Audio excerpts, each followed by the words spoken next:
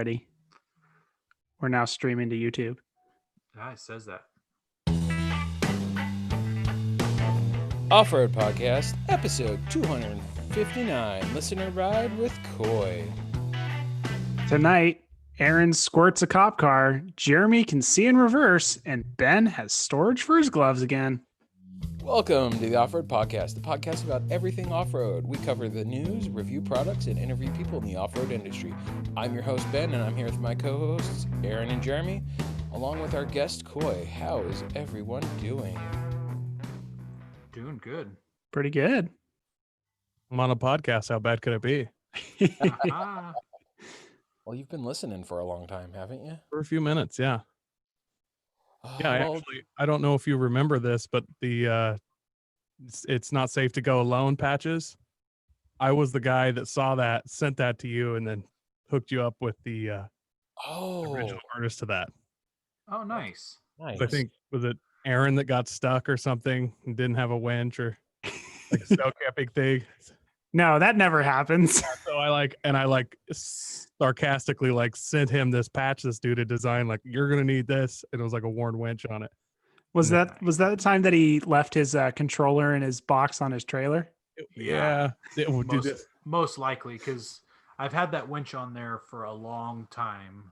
I don't know if I've ever got stuck without the winch, so it's most likely that if it includes snow. You were like snow camping, and it was like you and your boy Yep. 5 years ago or something. Yeah, That's about 4 years right. ago. Yeah. And he tried to go over that berm and got stuck from the snowplow berm. And just as like a deep burn, I tried to send him this thing, which then you guys monetized. So it's kind of back on me. Oh, that's great. What's new, Jeremy? Oh, well, I fixed my mirror, so now I can see again, which is great. I fixed my airbag light, so now my airbags will come on if I get in a car accident. That's important. That is. Or if you come down a dune sideways. Well, I don't want them to go off in that case. So is the airbag light because of your clock spring? No, it was an airbag light because when I was installing my ham radio, I had to tip the seat back in order to install the radio underneath the seat. And one of the connectors is like a dullish, brightish green, a lightish green. We'll call it a light green. Me and my colorblindness, who knows what color it is actually. But the other one is black. And so I didn't see the black one because it was dark, and I tilted my seat back, and all of a sudden it went ahead and just pulled on that connector. I didn't notice anything broken when I did it, when I put it back together, and then the light came on. Well, it ended up being one of the cables had pulled out of the connector. So I just plugged that cable back in, and it worked just fine. Now I have my airbags back on for my passenger seat, which is great. Went back out to Tahuya, as always. I had never gone onto the west side because I'd never had somebody there who could go into that area with me. And so not wanting to go alone, the gatekeeper to that is quite a bit more difficult than the actual than most of the trails, at least the mandatory lines on those trails. But I never made it past the gatekeeper because I didn't feel like getting super stuck and not being able to get somebody to winch me backwards or something like that. So I ended up finding the back way into the West Loop trails, which you just go through a rock garden. That's a lot easier than the main way that I knew into there.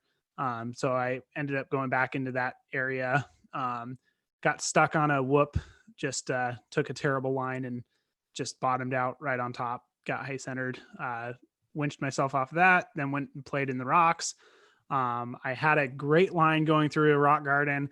I was going through, and I knew that I needed to start turning right at a certain point, and I just didn't want to get out of the Jeep and check where I was to see if that was the right point. Started turning right, ended up turtling it right on top of a rock on my, so I had a rock on my rear diff and a rock kind of on my evap canister. I ended up having to break out the high lift, jack up the tires, stack some rocks, and then I was hoping I'd just be able to drive forward with that, but it was just still a little bit too much. I ended up having to winch off of that one. Stack some rocks. So, wow, I'm blanking right now. I just can't believe that you actually used a high lift. Like, Yeah. I love my didn't high know lift. people use those for anything other than like pulling fence posts. I love mine. I use it all the time. I've never seen one used in the wild. Really? Never. I used it on both sides of the vehicle. I've seen them used tons on farms, but other than that, I just see them as like really big, like Jeep weights. I mean, there's nothing better to if you have to lift off of something in order to stick a rock underneath. I totally agree. I've just never seen them. People just drag themselves with a winch. Like I just never see them used. Well, I don't have I don't have my evap canister skid plate. That's the last thing I need a skid plate on. So I didn't want to just completely drag over the evap canister. I figured it was probably safer just to stack some rocks first. I've had one used on my Nissan one time when I popped both tires off the bead at the same time while snow wheeling on the same side of the rig, and was pretty much high centered. There was just enough space to get the high lift between the ground and my rock sliders. So it was tight. So I couldn't get my bottle jack in there for sure without a lot of digging, and it was snow wheeling. The ground was solid. So I was happy for a high lift for sure. Oh yeah. The not this last time, but the time before we were at it Tahuya, I saw somebody who was I talked about them getting their Instagram pics in their Subaru, and they had a high lift on the roof rack, and I thought it was kind of funny because I don't know what you're going to do with a high lift on a Subaru with no real sliders and no steel bumpers. You're trying to get under it and lever it out. Maybe. Maybe. Really good pry bar. It's a pry bar. Nice. They do. Go ahead. Make those things you can connect to the wheels. The lift mates. Lift. Yeah, you can lift at that point. Yeah. Or you use it as a come along as well. That's about it for a Subaru. Yeah. I've actually used a high lift in the wild once. I guess I lied. I used it to de-beat some 4-wheeler tires at my father-in-law's house, which it was excellent at. That's another good and I used it on my slider as well. Yeah. There you go. Yeah. Ben used it to free our chainsaw on our snow wheeling trip. Yep. Yeah, and I also I've used it to de-bead my tires to clean out the mud out of the bead because they were just so full of crap. I actually tried to make my own about a year ago out of a trailer tongue jack, and it works really good and is a lot smaller and stuff, but I've still never used it. I was super proud of it. I'm like, I'm going to carry this everywhere. I'm going to patent this. And it's strong enough to lift your vehicle, the trailer tongue jack? 4,000-pound trailer tongue jack. So it's actually as much as a high lift. And the one I got actually has an impact attachment. So you don't have to just, that's kind of nice. Run your impact on wow. it. Or it has a handle. And then I took some stock and made a slider. I don't know what you call it, slider cup or shoe or whatever. Like a cradle. Cradle. It looks really cool and it works, but it works, but and it's a lot smaller. But I seriously have never used it, other than testing and making it. I find you really need the high lift jack when you don't bring the high lift jack. Oh yeah, sure. Sure. Like everything. I have that's why I anchor that's that way. That's why I bring everything with me when I go out. Everything. Yeah.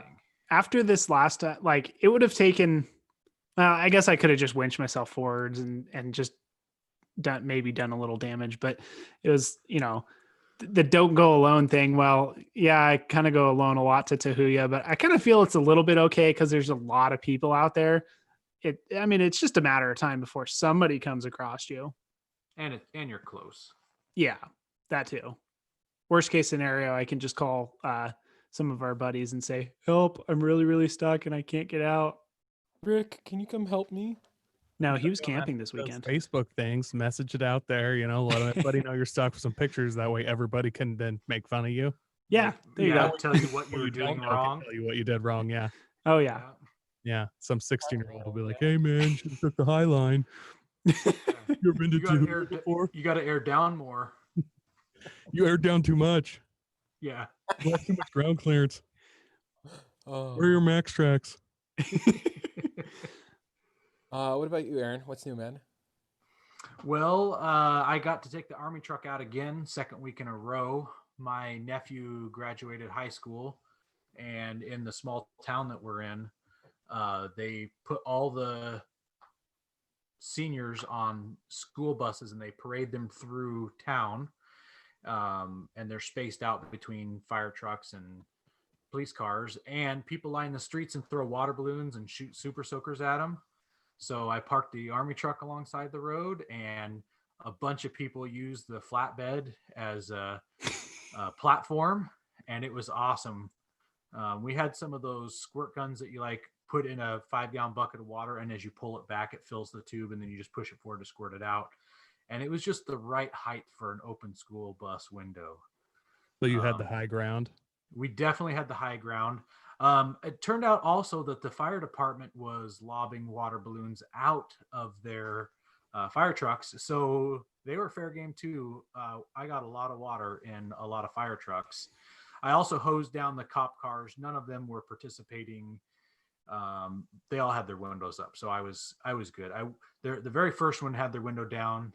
I wanted to spray inside, but I think I did the right thing and didn't spray inside the cop car with the window down. I've seen some videos. You get tased for dumping water on cops a lot of times. That's like the best case scenario. Yeah, best case, exactly. Yeah, best case is taste. Well, they gotta assume it's not water, right? That's true. Might be people out there throwing bleach or something. I don't know. Who knows? Burger punk. Yeah. Beyond the graduation parade, this weekend I put a lot of sweat equity into the house and got my podcast studio in really good shape. I finished sanding the drywall in there, and I put the drywall primer up, and then it dried fast enough. I put my first coat of paint on, and the next morning I got up early and put a second coat of paint on. And my uncle happened to be at my house doing some stuff, and I asked him if he knew how to hang cabinets, and he had lots of experience. So we got the cabinets hung in there, and he's going to come back this week and work on another project in that room for me that will get me a lot farther ahead. And once that's done, I'm hoping in 2 weeks I'll be broadcasting from Studio Y. Why? Yam Hill. Studio Yam Hill. Oh. Studio Y. I wasn't going to ask why, because I thought you were just trying to goad us into asking why. Like Studio Yee or YOLO or Why? something. It's like who's on first? Yeah. See, I figured it was just your wife going, "Why are you building this?" It Something could like that. be, yeah.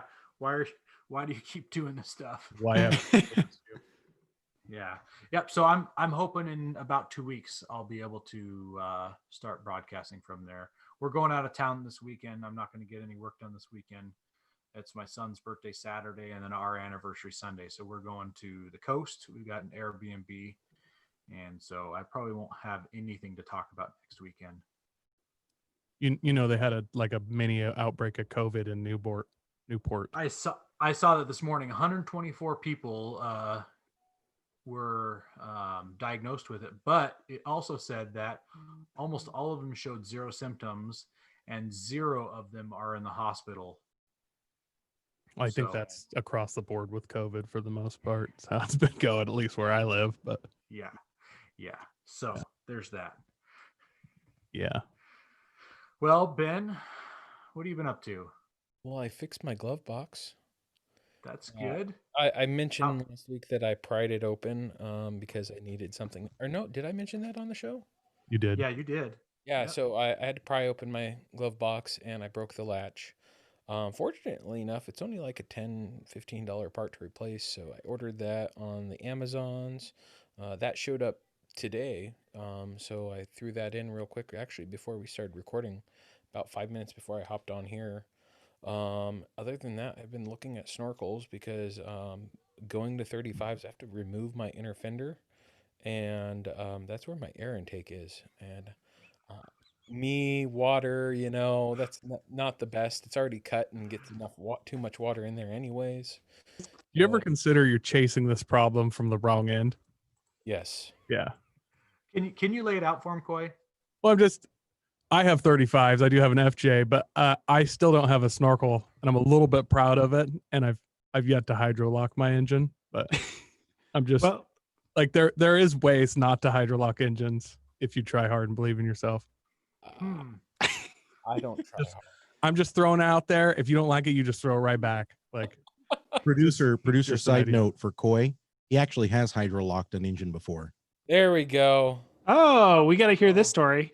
Oh, we'll Yeah, have so we should mention that our Koi caller here has a producer in the house with him. It's like royalty to have someone Super behind him. fancy.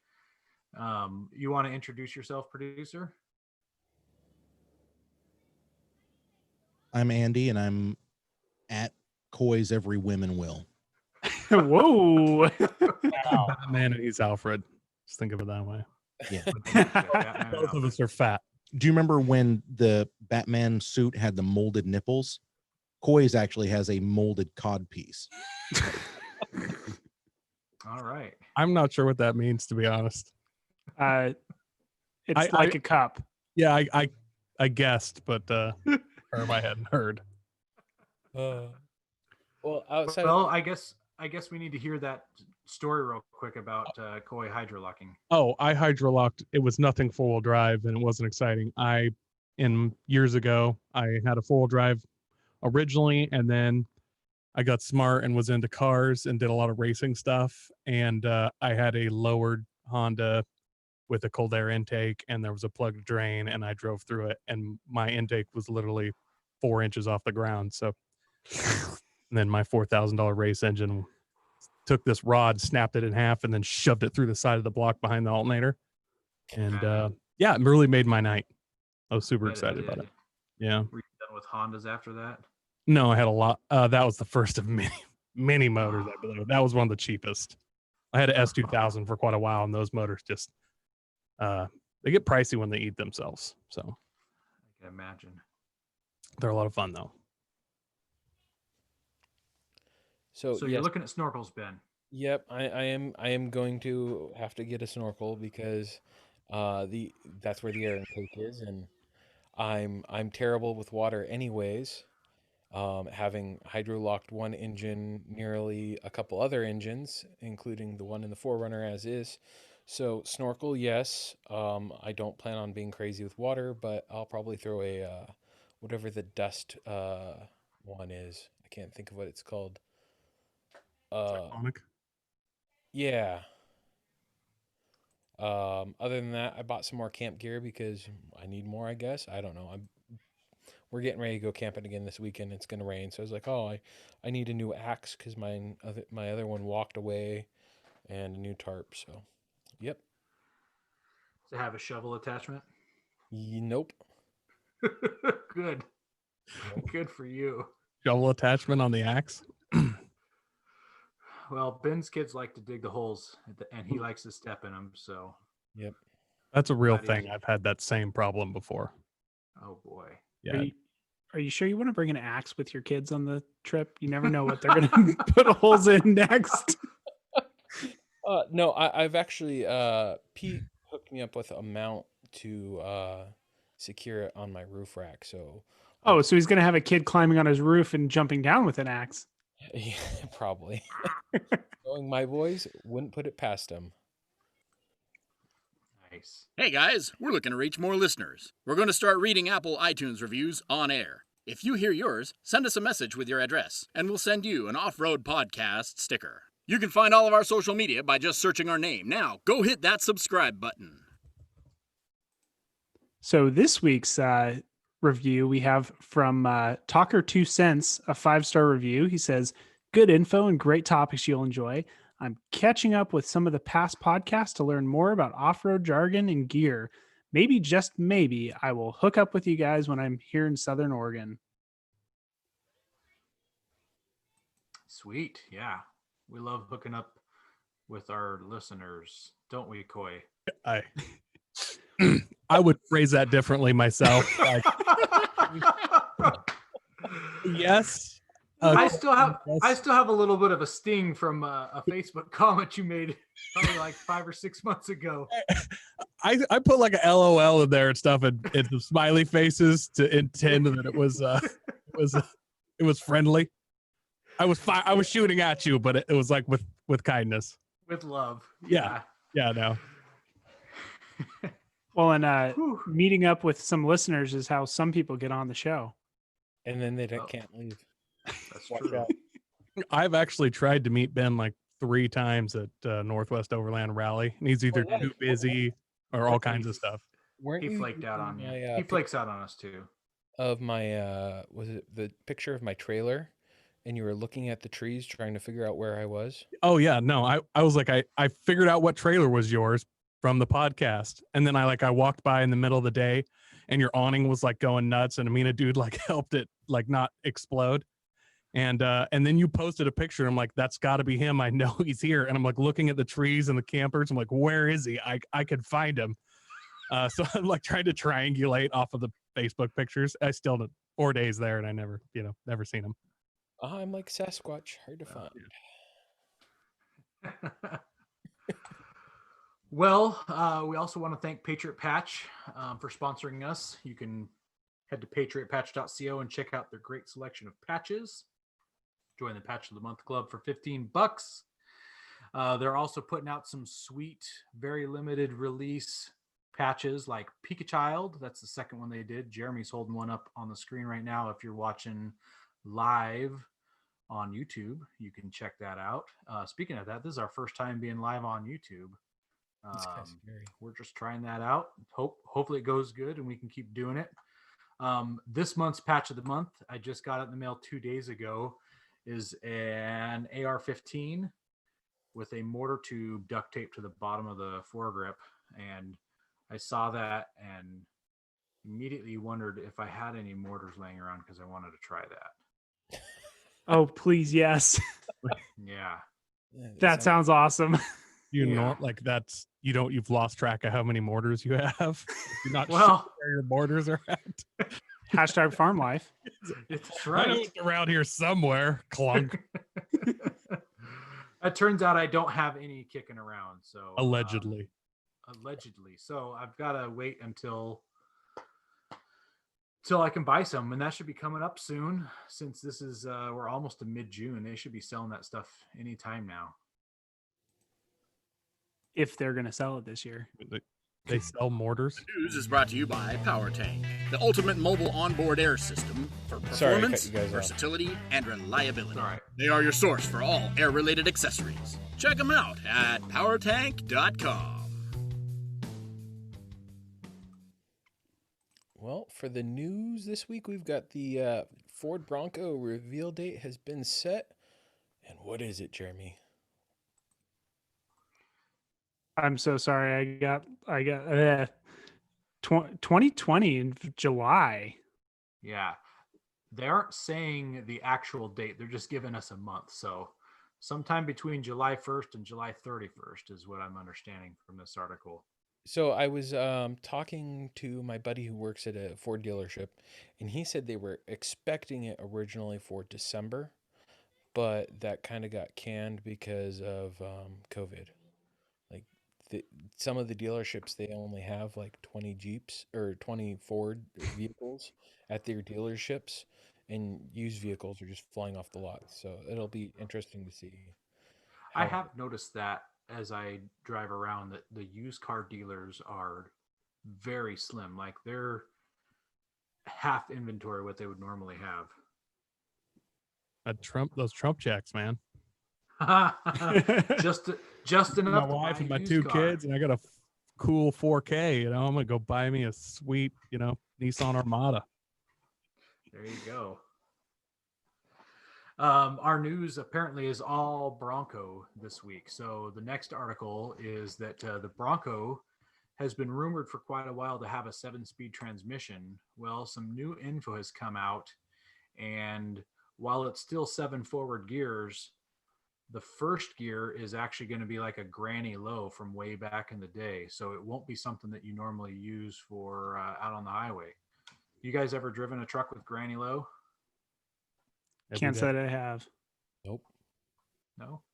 Yeah. Yeah. What was it in? Of array of construction vehicles. Oh, okay. Yeah. All right.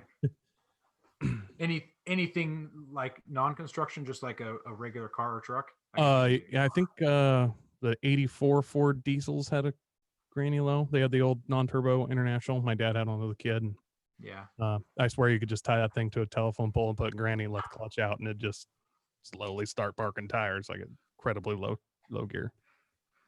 My grandma, my wife's grandma, I call her my grandma. I love her. She had a 78 Ford F-150 straight six, the 300 straight six, and it was a manual, and it was like a 4-speed manual, and it had the granny low. And apparently, legend has it that grandma took my wife out into the local field to try to teach her how to drive a stick shift, and it didn't go over very well. And grandma drove the truck back to the shop and said, well, we'll just try another time, honey. And it never happened again. So That is I exactly had, the same as my dad and sister story with his Ford. yeah, Literally the same story. She still can't drive a stick shift, but yeah, 4-speed, couldn't figure it out. yeah. I took my wife out a few other times, and she smoked the clutch pretty good in my Subaru one time. So yeah, I think I only Never got again. 5,000 miles out of that clutch. Yikes. Moving on here. Yikes. Well, One more- I think that granny gear is gonna go really good for doing some rock crawling. That's true. Yeah. So I mean, that's what it's there for, is to be a super low gear. And I'm curious what that will do when you put it in like 4 low and then drop it in a granny gear. I mean, how slow will that bad boy crawl? Well, that's one of my big complaints with manual transmissions and crawling is it's just kind of a pain in the rear because you're trying to operate 3 pedals with 2 legs. And so if you have that low gear and you're in low, you can probably just moderate it with the clutch and use your brake and clutch. But that's a 7-speed automatic, isn't it? Or is it Well, No, it's a manual. a yeah, 7-speed it's a manual? 7-speed manual. Yeah, the Bronco, if that's what you're referring to there. Yeah. So it's a 6-speed with a granny low is what they're kind of alluding to. Yep. Yeah. Hmm. I wonder if they'll have flappy paddle shifters. It's a manual. It's yeah. So With an electronic clutch. Uh, I hope. they didn't say so. I just want to know if you can put it in granny low while you're in 4 low, like how soon before they start recalling U joints and axles. they're definitely going to have to make it stout. That's for sure. Well, I mean, I hope so. I'm actually kind of excited about the Bronco because if they make it in the little diesel engine and stuff, I'm not a Ford guy per se, but I have nothing against Fords, and everything I've read, it seems like it's going to be a great little rig. Yeah. I'm kind of liking them a lot also. Especially if they make a 4-door pickup truck a gladiator competition. Yeah. Or competitor, not competition. We've got one more Bronco story here, and it is that in year 2 of production, they're going to make a Bronco Raptor. That's very exciting. It's going to have a twin turbo V6 that puts out about 400 horsepower and 415 foot-pounds of torque.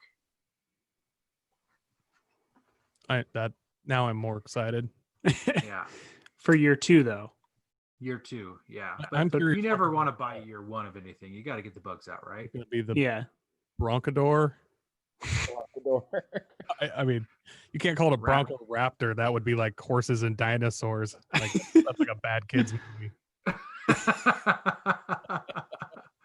Well, they've got the Ranger Raptor and then the F-150 Raptor. So it's got to be a Bronco Raptor. They always say Raptor afterwards. Well, so I was reading that article and they said something like Bronco R is what they were kind of talking about calling it. Yeah, I did see a Bronco R in the article also, but The Broncor. Bronco. Yeah. if that's a thing where they call it Bronker, a never Bronco, met her. a Bronco R, I'm gonna go out and buy the Type R badges off the old Integras, and I'm gonna go stick them to Exactly. There you a go. little VTEC implement stuff. Yeah. Well, they've been using the ST badge for a lot of stuff, although that might be like street tuning or something, and I don't think that would be appropriate if it's off-road. Street and Rig. track, maybe. It's just Maybe kinda street and track something. It's frustrating because they have the FTX. Is that what that line is, or the FX4? FX4, yeah. And it's like, okay, why can't you just do the F150 Raptor style and just do the FX4? That's all you got to do. It's only that no, it's got the Raptor name, and now they're doing that with the Ranger and now the Bronco, and it's like, really, you have the off-road line, but you're not off-road lining it good enough, and so now you have to add another name. Well, I would anticipate that they're going to do an FX4 trim level as well. What I do wonder about the Raptor is the Raptor, at least the F-150, is like high-speed desert, and are they going to make a high-speed desert Bronco, or is it going to be a rock crawling Bronco and still have the Raptor name? So the picture, well, the rendering shows it as a solid axle, so that doesn't scream high-speed desert to me. Yeah, but that's just someone on the internet's drawing, I'm sure. Oh, is that what I doubt that's Interesting to see, because they did do the Raptor for the Baja 1000 that Shelby Hall was driving, and that's obviously Bronco. Huh? You mean the Bronco? The Bronco, not. Or yeah, Bronco. Yeah, Bronco, but they use like new body panels, and all. I don't know how much of it is actual Bronco versus what's going to be production and all that. So who knows? Only time will tell. I'm hoping for rock crawler. Well, yeah, absolutely. I mean, I don't think that the Bronco will be appropriate as a high-speed desert vehicle without a lot of modifications. I think it'll just be better off as a rock crawler. Yeah, and if it's anything like my buddy was saying with the Rangers on how tight the turning radius is, he said it reminded him of driving an old Ranger. I wonder how much the Bronco will lend to that with its shorter wheelbase. Yeah. One more thought about that high-speed desert comment. Do you guys ever see people do that with Wranglers, Rubicons, or anything like that, making desert racers out of them? I don't think I've ever seen anyone do anything like that with a. No, but they don't have independent suspension in the front either. Yep, exactly. So I've seen people flying through the desert with them. They were drunk, not racers, though. Yeah. Well, that's all the Bronco taco we've got going on here. Go prepared with Warren Industries. They produced the first recreational winch in 1959 and lead the industry with their dedication to quality and reliability. When you dig yourself in deep, make sure you have the right tools to get yourself out. Get Warren equipped and go where others can't. Now, let's get ready for adventure and head into our main topic.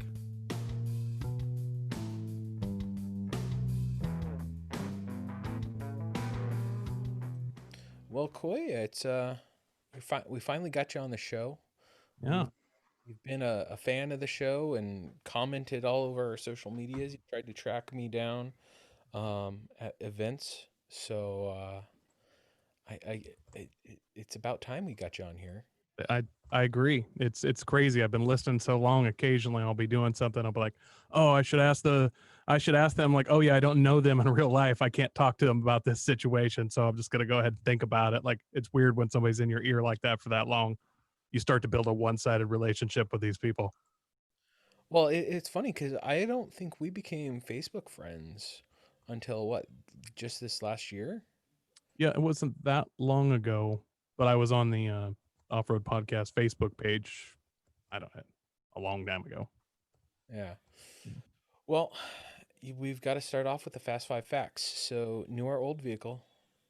Schmedium. Can I do like mid-90s? Is So that old now? I'm not sure. I think that's old now. That old? Okay. Summer or winter camping? A winter. Rocks, sand, No. mud. Snow for sure. No. Yeah. Favorite vehicle brand? I guess Toyota. I'm gonna go with Toyota since I have one. I'm pretty open-minded. And favorite tire? Not used ones. Oh, You had to know that was coming. Oh yeah. boy. Oh boy, great. man! So I burned with that. when you said snow, I just thought you said no. Oh, No. this guest is rude. No, none of those. No. snow.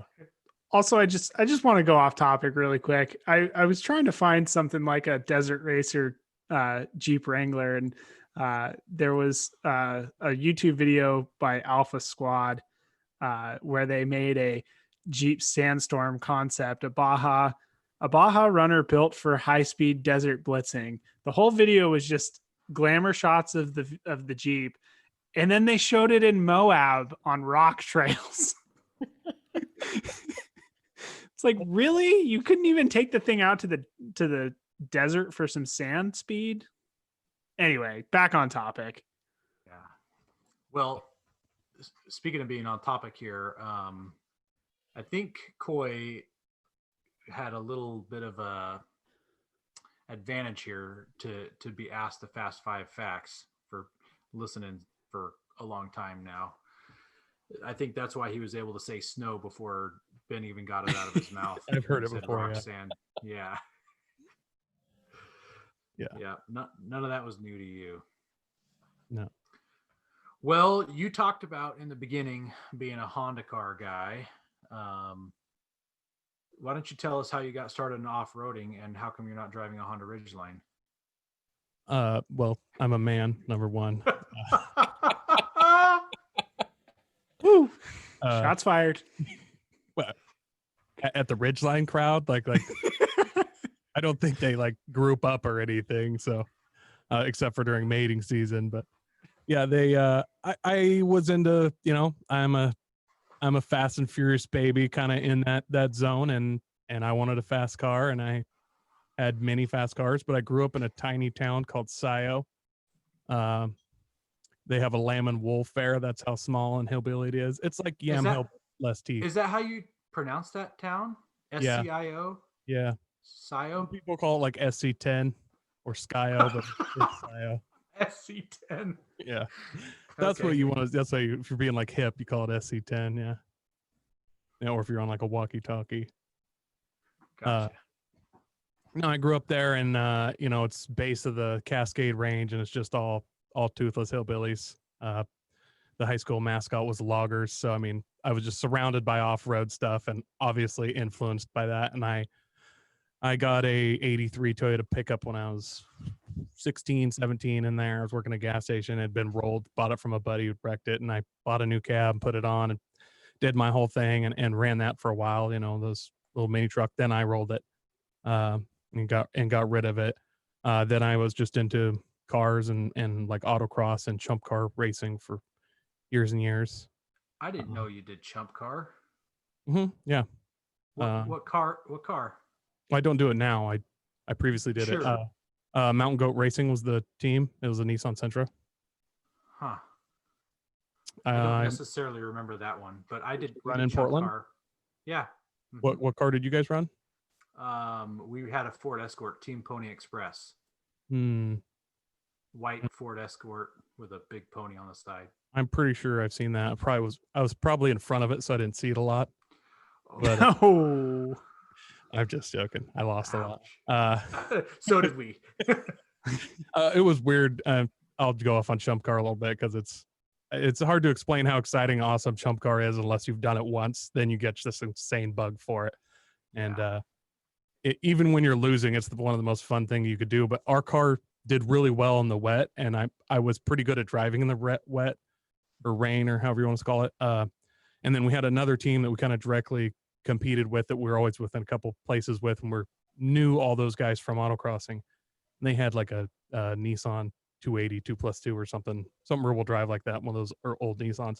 So they did a lot better in the drive. As soon as it rained, we would pass them. And like we always raced during the Halloween race. So we'd be out there doing rain dances, and we'd just be passing each other back and forth as it rained and dried out. And Yeah, Chump Car is amazing if you get a chance to do it. It was a lot Do of it. fun. I was fortunate to watch Aaron try and race once, but he was in the pit the entire time, replacing a clutch and fixing a turbo. That happens. That happens sometimes. Yeah. Yeah. You get your 55-gallon drum of fuel and you take it home with you, and leave your race fees with Chump. So yeah, no, it goes south quick some days. But, it's a lot of fun. Anyways, I had a, let's see, was that 1985 Toyota pickup for a while, and I didn't really wheel that very much. It was kind of my get to work truck. Had a little lift and some skinnies on it. Yeah. No, that's a good background. I like it. Yeah, that's how I feel about Ridgeline owners as well. For people who can't see that, there's a Brokeback Mountain thing going on. With Ridge lines. Yeah. Like I said, they only get together during mating season. So anyways, and I ended up selling that, and I bought a 2010 FJ Cruiser that would have been in 2012. It was 2 years old when I bought it, and me and my wife were talking about starting a family, and we did a lot of camping, and we're like, well, we're gonna take and do as much camping and have as much like off-road and exploring as we can this summer, and then we're gonna go ahead and have the kids, and we, we'll be old people, and we just camped like 3 weekends a month and just traveled like Oregon, and just had a ball, and then had a kid, and was like, I think we can drag this dude along and kind of do it. And we've now have 2 kids, and we just kept doing it. And yeah. What have you done to the FJ so far? It was stock when I got it. It's a Trail Teams edition, so it had KO2s on it, your favorite tire. Yeah. Anyways, then let's see. I originally had just a spacer lift on it, which then I have a Trailworks 2 bumper, a Warn winch in it. I had an M8000, and for a short time I had a super winch, which then I returned kind of, and then went back to Warn as fast as I could with my head down. That was an exciting little thing. You want to mention that? I read your saga in one of our local Facebook groups there. Yeah, I remember that saga. It was annoying. I think like when I had a Warn winch it was the M8000. It was old one. I bought it used, unknown condition. This is not a slight against Warn at all. It was probably at least 20 years old. It's a very old Warn winch. I used it and abused it, and the gearbox or something broke in it. And it was old, and to the point I didn't even want to try and rebuild it. I just want to get a different winch. And I wasn't upset that it broke. It was kind of expected. And I was looking at winches, and the super winch, trying to remember which super winch. It was their top of the line Expedition something. I can't remember now. Tried to put that memory behind me. It was on paper, it was a really cool winch. It was a little heavy, but it had you'd put it in, the clutch in neutral, and then as soon as you bumped to like roll it in, it would automatically pop back and lock. And that did work really slick the short time I had it. It was a really cool winch. And it's had a wireless remote, was supposed to have a wireless remote that came with it that was actually independent of the wired remote. So if you crush the wired remote, you would still be, it was built into the solenoid box independently of that. So you would always have 2 separate ways to control the winch. Like I said, cool winch on paper, and then I got it out, and I never got the wireless remote that I was supposed to get with it.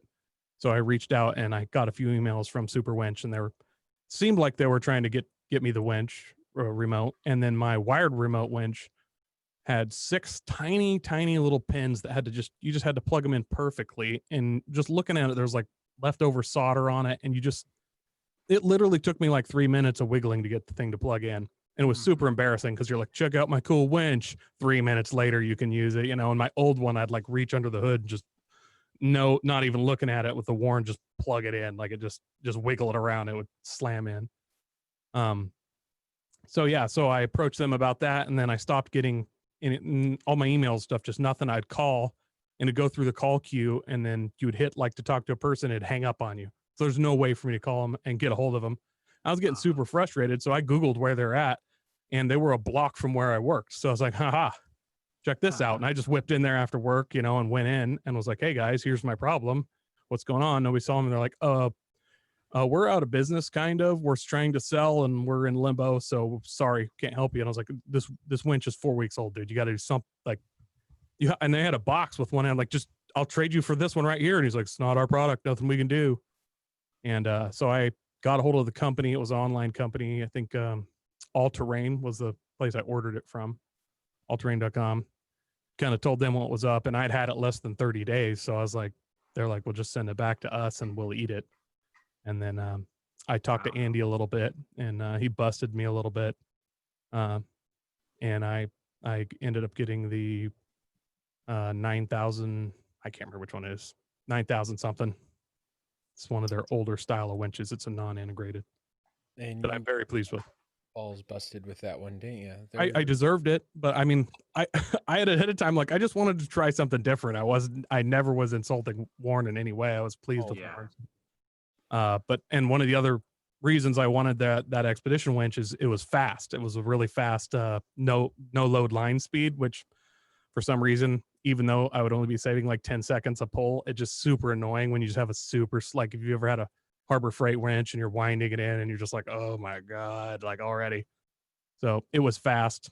It was one of the faster winches, supposedly. It seems fast, but I got the Warren 9.5. I can't, XPS or something like that, XP. And it's a few feet per second slower on paper, but it's a good winch. I did a little off-road competition. We took third in the winching comp. So, I mean, and one of those guys had a hydraulic winch and the other guy had the Warren, that top load, whatever one that's super fast. Oh yeah. I can't, yeah, it's all numbers. Something or another. Yeah. RB 00325 or something. What was involved in the winching competition? It's actually in kind of Roseburg, there's a shop down there, and they have this like nonprofit park area called Champagne Creek. It's in Douglas County, and he put out a thing. It was a 10-person team challenge. It was kind of a GPS off-road challenge, and you could have minimum 33-inch tires, maximum 40s street legal vehicles. Which I've done quite a few GPS competitions. I really enjoy them, and supposedly you could do everything there on 33s. So I went in feeling pretty good, and then I found out Douglas County's version of street legal is not where I live's version of street legal at all. So I was way outgunned, but we had a super fun time, and we had to winch probably about 300 feet, I'm guessing, in total. The winching vehicle, or the vehicle that was running. Sorry, the vehicle that was doing the winching could be running, but not move under its own power ever. And your other vehicle you could use as an anchor. And it was just kind of a S turn and then up a steep hill. And then they had some like gates that you could either go around or through. And because I've done autocross and I'm pretty good at deciding like what cones to run over to gain like I'll take the loss of 2 seconds to just, I looked at the gate and I said, I can try and go side hill around that, or I'll take, and it was can't remember what their penalty was. I think it was 2 minutes. I'm like, we'll take the 2-minute penalty and we're going to winch straight through the gate. So I just ran their cone over and we ended up taking third. I think for people with regular winches, we did the best in that. Nice. And then there was like a tire change challenge. You had to roll a tire up a hill and put it back on your vehicle. There was a stretcher carry, a towing a dead vehicle, diagnosing a vehicle. I'm trying to think what else. There was a couple others, but there was like 10 challenges in total. It was fun and cost almost nothing. Still doing those challenges? We just did that right before quarantine started here because I thought it was going to get canceled actually, and I'm sure he'll do it again. It was a lot of fun. It was exhausting, and my team was the only team that didn't trailer our vehicles there, so I probably won't do it again because I don't have a buggy or anything, so I'm not willing to. We were one of the only teams that didn't have body damage at the end of the day, so. But yeah, they're still doing them. They've been talking about it. So, yeah. Well, besides not being able to plug your wire remote into your super wrench, do you have a most embarrassing moment on the trail? Yeah, I do. It's actually very recent on the Steens trip I just took. I was headed to Willow Creek Hot Springs, and it's about a 7-hour drive to get to the hot springs where I live, and they're near the Alvord Desert. And I'm on a search and rescue team. Just preface to this, so this shows how I should know better. I have a Garmin Overlander GPS, which I've had it for a while. Yeah, so I got an employee discount. So Oh. I don't work for Garmin. I know someone. And if you want to just review they're super awesome. Do not pay $700 for one. If you can get one for $350, then do that. But I would like they're sweet, but they're not $700 sweet. So I worked all day, and then drove there. So I got up at 5:30 and then drove all the way over there after I got up work. And I'm getting close to where the hot springs are at. My GPS says I'm like 25 miles away or something, and I'm turning on this gravel road and I'm cooking along, and I knew that it would be gravel most of the way there. And then at one point it says, turn on this, 10-mile lane dirt road. And I'm like, oh, this must be it. And like a dummy, I just unwittingly trusted my GPS, and I didn't actually look and like check other routes. And I was pulling I have a little pop-up tent trailer, and I took off down this road. It was fairly nice. It turned to dirt, and it got worse and worse. And then I'm opening like BLM gates and going through cattle ranges. Then at one point I cross a river. My wife's getting bored, more upset, and I'm only able to do about 5 miles an hour pulling a trailer, and I'm 20 miles away. So, I started on this road at like midnight, and then it's 2:00 in the morning. I can see some taillights and like some campfires like way off in the distance. And and I'm like a half mile away, and the last gate's locked. And so I turned around and did another 2 hours all the way back, got on the gravel road, looked at I was 15 minutes away when I turned off on this dirt road I have no idea why. Ripped down this gravel road, then just was like a 1 mile dirt road to it instead of 20. Oh, Oh, And I geez. set up 5:30 the next morning instead of midnight. So, ouch. so yeah, I wouldn't tell that story, but I want to learn a valuable lesson from this, not to Yeah. do that ever again. So that was my most embarrassing moment for now, so far. Well, what's your biggest win on the trail? That's a tough one. I've had so many wins. Sorry, I do excuse have me. a Toyota on the trail, so that's a huge win right there. I mean, Ben knows what I'm talking about. I don't know. Does Ben? I Yeah, don't know if Ben knows about winning. I I don't thought know you if we listened could to the totally accept podcast. him into the club with some of the stuff he's done with the search and rescue and sticks and things, but It's a win every time his rig doesn't come home on a tow truck. well, I mean, since he is in media, that's entertainment, and that's a win of its own. He's It's true. Production It's content. It's Yes. content. Gives I us something to make fun of him for. would say I would have to go with my biggest win. This is a moment. It was kind of a group effort, but it was one of the times that made me feel super smart and just super badass. I'm part of the Marion County Search and Rescue Jeep Patrol, and we got a call out. There's this vehicle stuck in the snow up the mountain, so me and 3 other guys deployed up there to go get this person. We got to basically the last point of cell phone service, and they canceled it. It was on the other side of a county line, and that's how search and rescue. If it's outside the county by 10 feet, they'll bump it to the other guy. Like, it's not their problem. And so we're an hour away from home in the mountains and snow, and we're like, well, it's midnight, but we're here. We're going snow wheeling. Like, what? We might as well take advantage of it. So we jump into the mountains going snow wheeling, and we come across this guy in a 4Runner, and the windows are all fogged up, and it's super stuck. And he comes crawling out. He was sleeping in there and been there like 2 days. And he had diesel swapped like a little Mercedes diesel into this old 4Runner, and then parked it under the power lines and went cross country skiing. And then the parking under the power lines, something like drains your battery, kind of those big like transmission lines, because there's dams and stuff up there. And his battery was totally dead, and it was like 19 degrees out, and it was a diesel, so he had an extra battery, and he tried to jump it, but everything was dead. So we threw jumper cables on it, tried to jump it, but it was just too cold. It was just too sluggish. So we're all kind of standing there scratching our heads, and I was like, hey, you got like a heater or anything? He's like, I got this camp stove. And I'm like, we dug underneath it, and I slid the camp stove under it, lit it up. And this is an old Mercedes diesel. It's got oil leaks just all over. I had this wool blanket I put over the engine and closed the hood, and we put a tarp around the front of it, built snow up around it. And that thing's going, and it's just billowing up like a hot air balloon, all that hot air under there. And I was like, you got any water? And he had like a 5-gallon jerry can. I'm like, in case it catches on fire, you stand here with this. I'm like, we're going to keep on snow wheeling. We'll come back in like an hour and jumpstart you again. And we went up snow wheeling, and one of our buddies broke a huge joint. So then it took us even longer to get back. So it was like 2 hours after we got and turned around, and he was in 2-wheel drive in this Bronco all the way back. We got to him, we jump started him, and it was blowing hot air when he started it. Like it just fired up.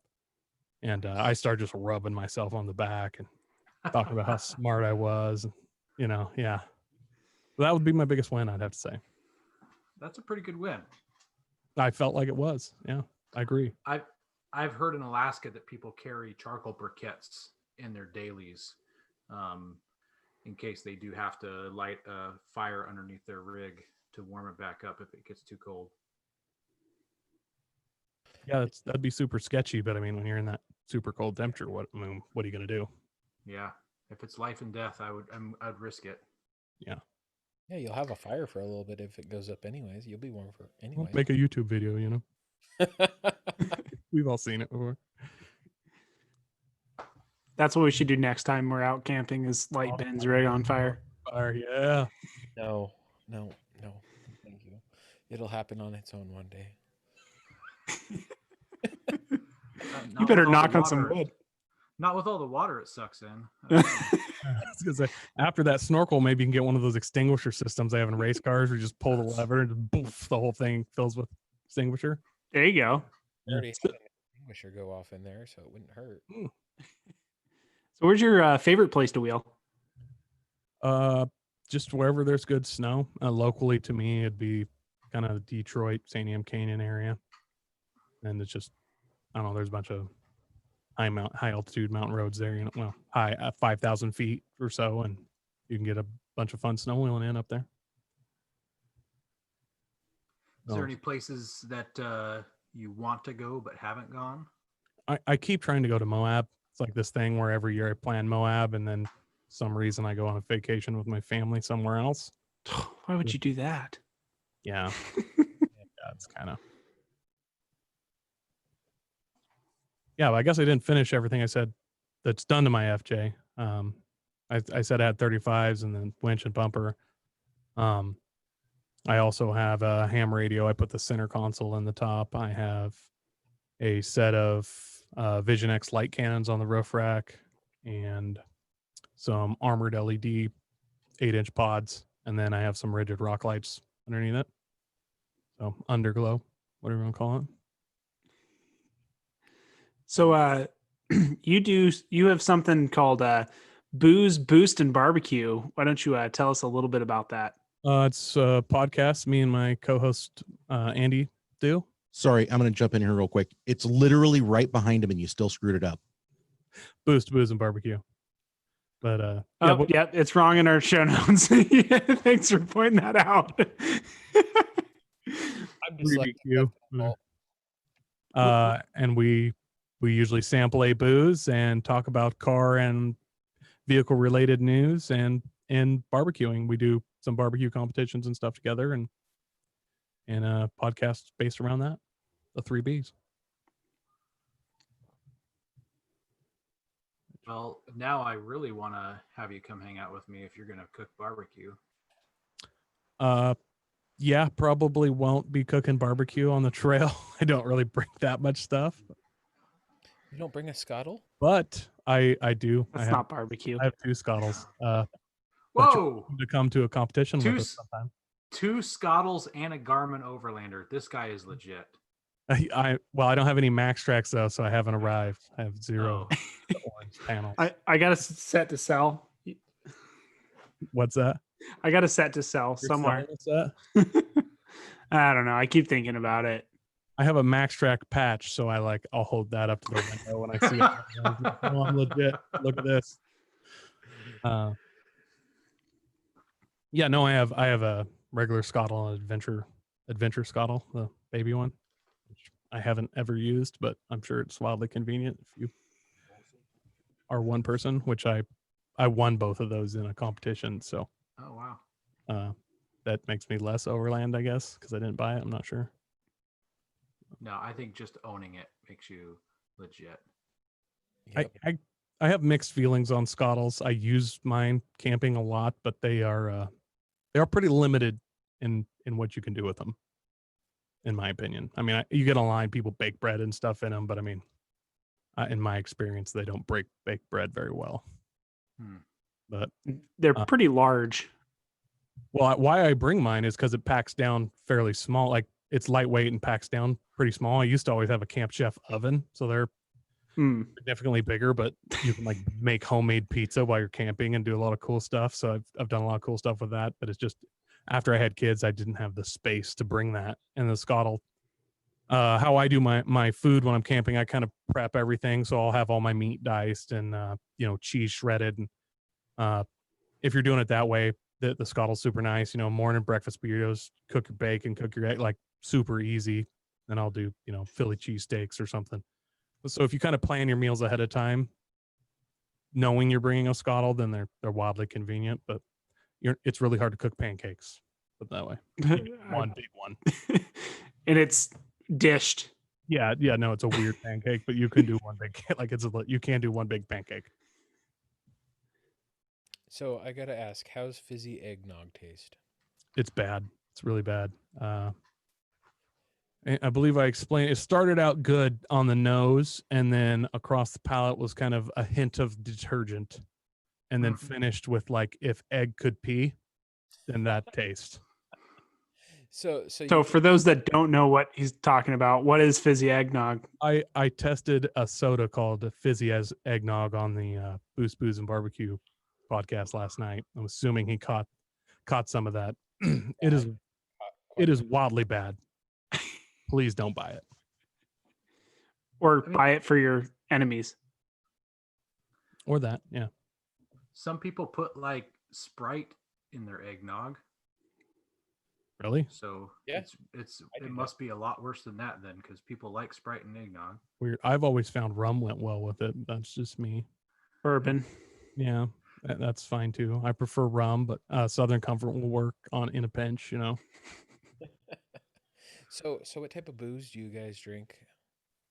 I'm a rum guy, and my co-host is a whiskey man, so I like to mix my stuff for the most part. I usually mix my drinks. Andy, he likes it straight up on the rocks. He's drinking whiskey right now, and right now I have a rum and Dr. Pepper. It's my go-to. So what type of show topics do you guys have? Well, we've done a lot of quarantine stuff with racing being kind of shut down. We have a lot of topics about the e-racing or virtual racing or whatever. Usually I just complain about my life a little bit and just kind of go off the rails. Then we always talk about booze. And then right now with COVID, our barbecue competition stuff has not been going well, but usually we try to get into that. We have a lot of guests. We had Dog Strip on last night, and they're some literally crazy Canadians. They build like crazy gambler cars. Like they have a shortened Ford Festiva. I know that's impossible. They do the Washington Gambler. So we had those guys on. I think we saw them. I think Ben and I saw those guys in the shortened Festiva, and when we asked them how they got it into the States, they said they towed it with a Mazda Protege. That sounds about right. Yeah, and you don't tow a car with a Mazda Protege. So, and it was a borrowed Mazda. It wasn't even theirs. They borrowed it. So and they went over a couple passes, right? Yeah. I'm sure that getting in with these guys, that's tip of the iceberg of crazy. Like they're certified crazy Canucks. Yes, they are. So after that show, I watched a little bit of their YouTube, and I was just like, wow, I like these guys. Yeah, no, I was like, when they were saying about are talking about coming to the OG Gambler, I'm like, look, we're gonna do something together here. So, what about you guys? Your Gambler days are over, or are you getting back in? I'm just not sure. I mean, I want to do it. I want to do it some more. I'm just not sure. It got so big. It felt too large. I enjoyed the smaller. I really enjoyed the Washington one. The Oregon one was good also, but it was huge. See, I actually got invited to do the Gambler when there was like 25 people doing it, and it was more of just a small group of guys doing a GPS competition. And that's when I was doing a lot of those, and a friend of a friend invited me and the guy that I do that stuff with normally, and we had this Nissan Pathfinder that was all beat up in the Briars we're going to do. And then that that original video that we all know and love, with the, the Panther tank thing or whatever, all those crazy cars came out, went viral, and we're like, well, there's a lot of people going to be there. We'll still do it. And then when we saw 300 people hit the invite and then they were going to leave Portland Meadows, me and my buddy were like, you know what, we're just going to hold off. And we never did do it. So I just kind of regret it. I wish I had, because now it's even bigger, but it's so big now. I almost want to go because it's so crazy, but yeah, I'm eyeballing an MR2 Spider right now that I feel like could make a great buggy. Oh my goodness. I'll help you build it. I love that stuff. Yeah. I found one down in Eugene for $1,500 with popped motor, but they're Corolla motors, so you can pick a new motor up pretty cheap. I'm waiting a couple weeks till I can offer this dude $400.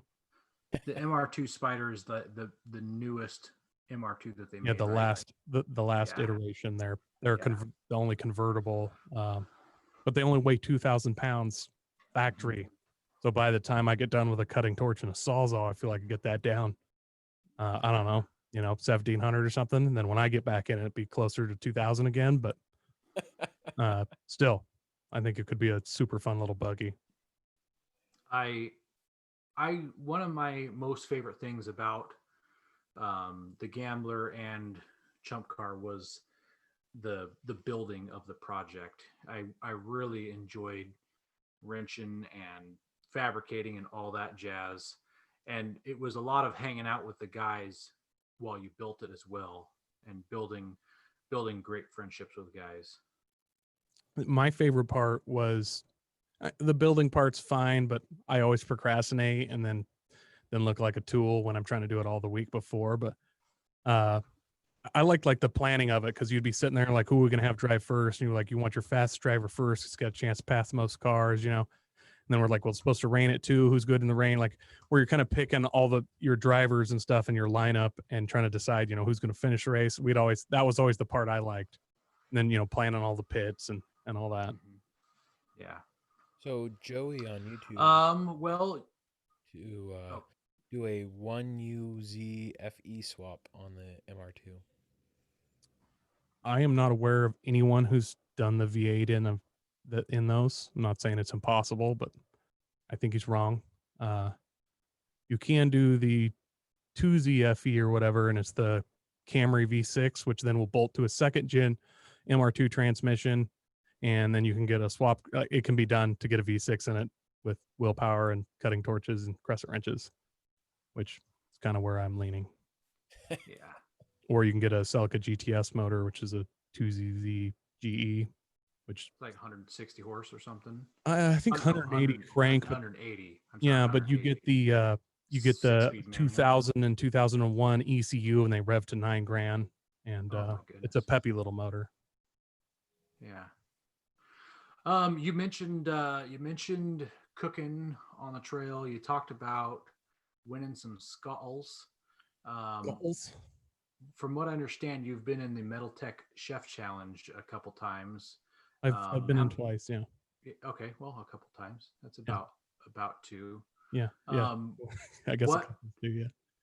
What was your secret ingredient? What'd you make, and how'd you do? I won back to back, but what?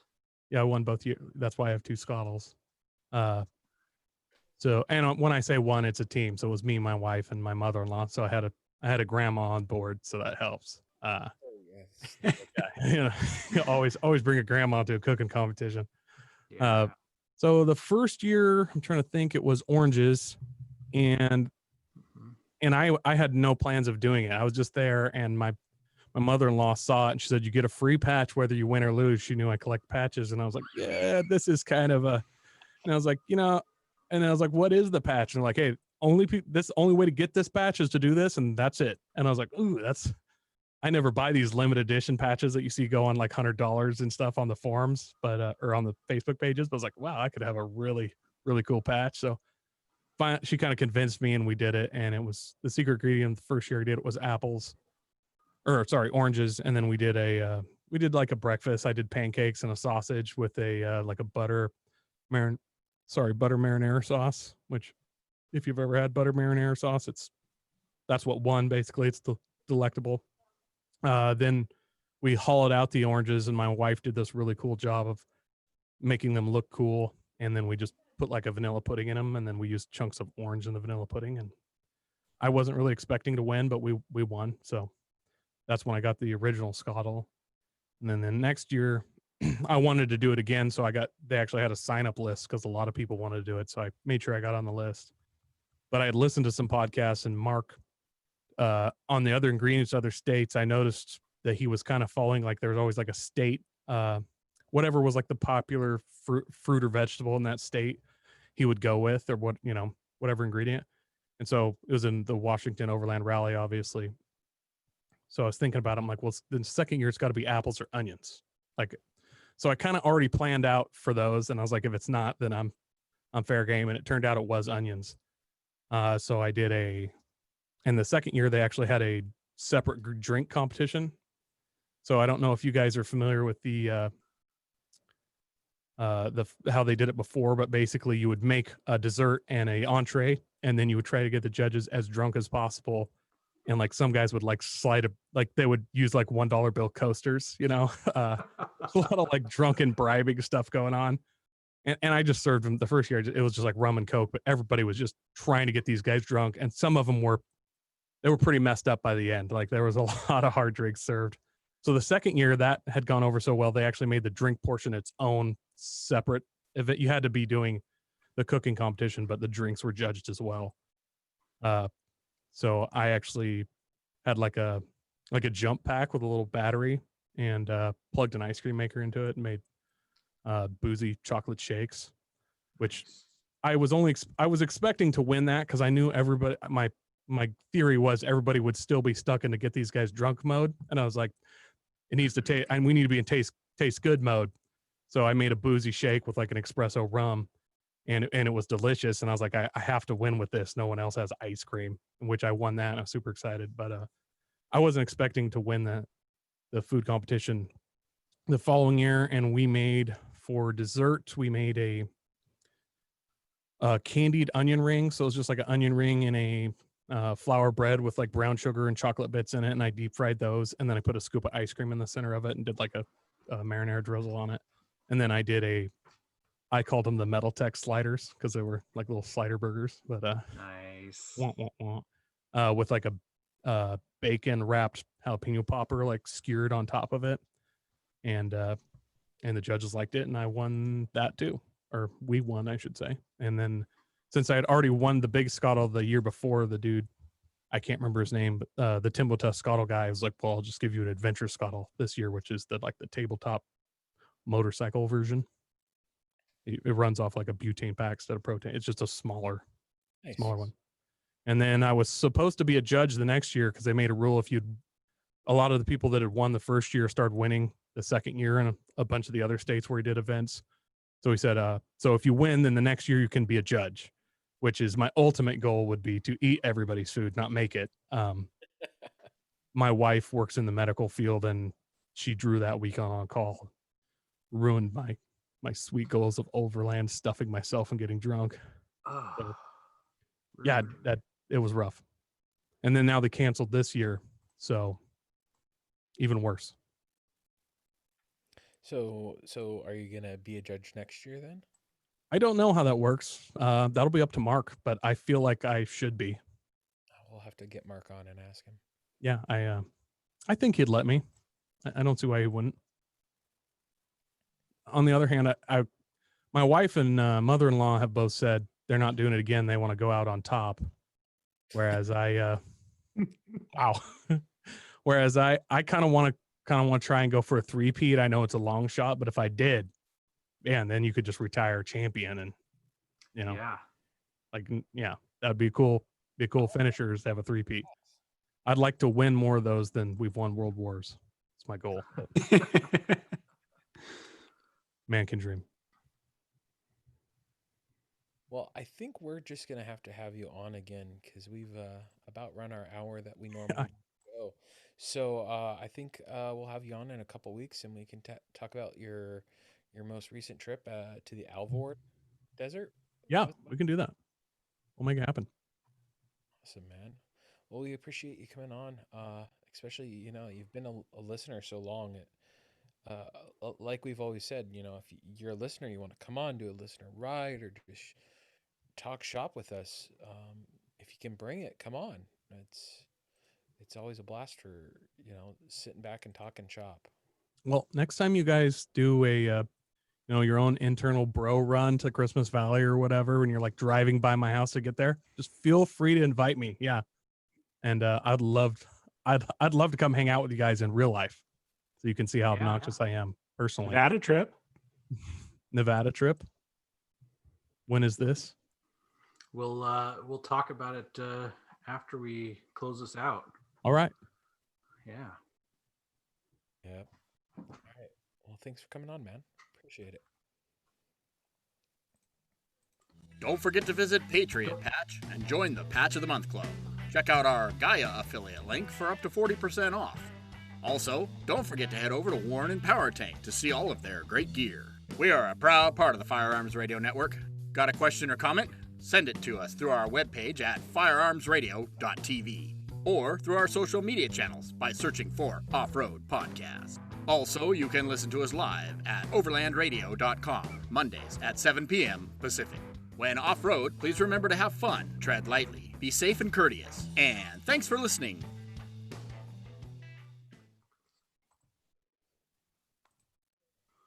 There we Well, go. thanks, Andrew, for letting him come on. I wish No problem.